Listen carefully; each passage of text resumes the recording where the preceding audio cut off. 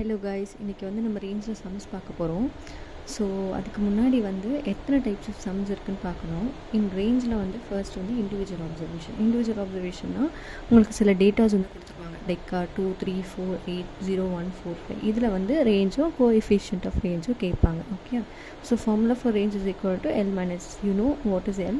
L is the largest value and S is the smallest value. Okay, coefficient of range is equal to L minus S divided by L plus S. இது வந்து individual observation. இப்படி தான் இருக்கும் questions. ஓகேவா? தென் discrete distribution ஒன்றும் இல்லை, x எஃப்னு 2 இது கொடுத்துருவாங்க. ஸோ அதிலிருந்து நீங்கள் ரேஞ்சும் கோஎஃபிஷியன்ட் ஆஃப் ரேஞ்சும் கண்டுபிடிக்கிற மாதிரி இருக்கும். இது சேம் ஃபார்ம் தான்.